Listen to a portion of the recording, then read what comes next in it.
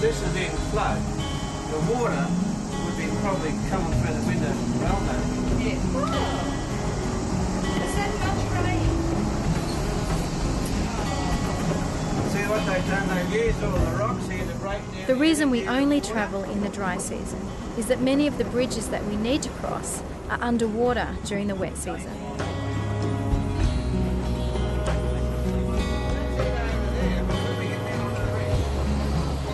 One of the great perks of this train is that you can sit right up front with the driver, who is only too happy to give you the lowdown of every aspect of your rail journey.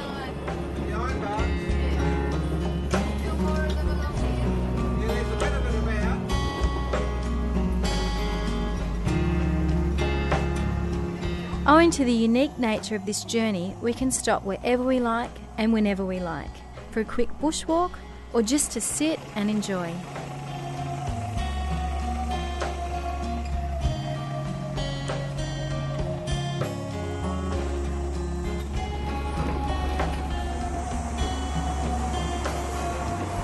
Here we take the opportunity to stop in the middle of a bridge to go fishing in a stream fed by the nearby hot springs. No luck there.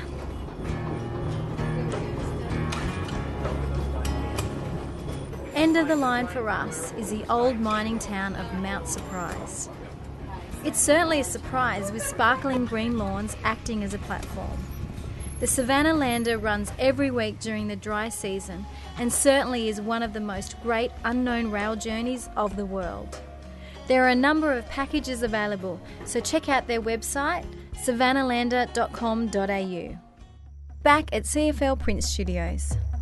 Well, Glenn, how did all this begin? Well, CFL was brought about years ago out of pure frustration by one of Australia's best landscape photographers, Ken Duncan, who was so frustrated at the inability to get prints printed as he wanted them with the right colours and contrast, that he actually built his own lab so that he could get the quality. So I guess here at CFL we try and provide photographers with an avenue to provide them with the best possible image and the best possible result for their hard work. After I've taken my shots, what's the process then? Bring your film in or your digital images in on CD or however you want to bring them, and then from there we'll handle the rest. Basically we do all colour correction, colour management, we offer full scanning services for film. We also do then right through to the inkjet prints, and we also offer Fujiflex printing as well on both matte paper and proper Fujiflex. Can my photos be enlarged to a wall-size print? There's a few variables. It depends on one, the size of the files you're using, or if you're using film, for instance, we have to scan it to a size that can cover it. Digital, it'll depend on your camera. Obviously a small digital camera can't go up to a huge big print, whereas if you're using film, we can then scan it at a higher output so that we can then produce it theoretically up to maybe 100 inches long on the film we have here. So. Thanks very much, Glenn. You're welcome. Next up, we cross to Pennant Hills to catch up with Sydney photographer David Oliver.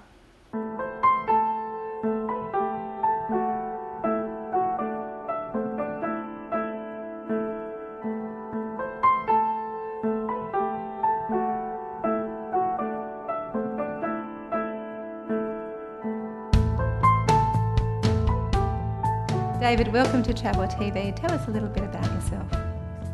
Oh, well, where do I begin? I've been a portrait photographer for the last 20 years, running the David Oliver Photography studio. I photograph weddings and portraits, but I mix my wedding and portrait work with landscape and travel photography, and I guess landscape photography is my passion and travel photography is my passion. I do earn my income from photographing weddings and portraits, which I really enjoy as well. How did you begin that?